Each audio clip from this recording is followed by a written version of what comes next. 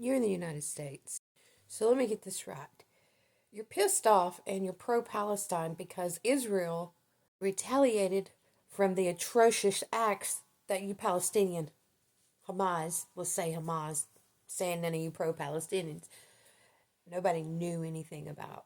See, we have a treaty signed with Israel. We don't have a treaty signed with Palestine.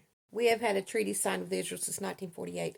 It is our duty as a nation and as our government duty to uphold this treaty that was signed. First off, Biden lets the open border stay open, and all Palestinians and whatever else comes across our border. And all you chant is death to America. Death to America. So your sole purpose was to come over here and be terrorist. Is that right?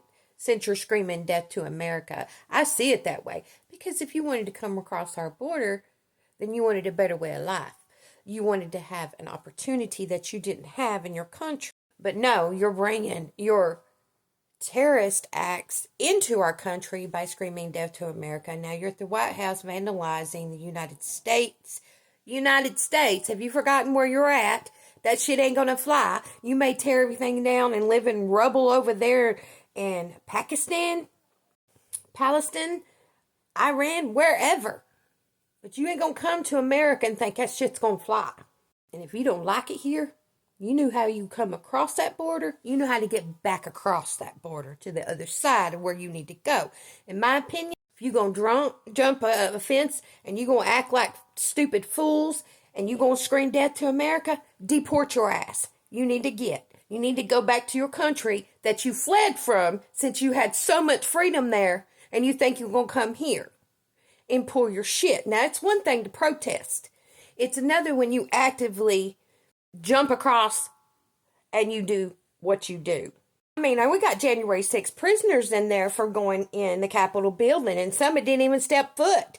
You are purposely jumping and you're doing that. Yes, you're vandalizing, but you're in America. So you need to be arrested and you need to be thrown in the freaking brig where the January 6th prisoners are.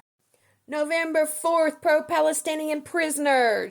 You got our January 6th. Get your ass in the jail. And need we forget President Trump issued at June 26, 2020 that instructed the federal law enforcement authorities to prosecute people who damage federal monuments and statues and that threatened to withhold funding. Here was his nice little tweet back then. I just had the privilege of signing a very strong executive order protecting American monuments, memorials, and statues and combating recent criminal violence, long prison terms for the lawless acts against our great country.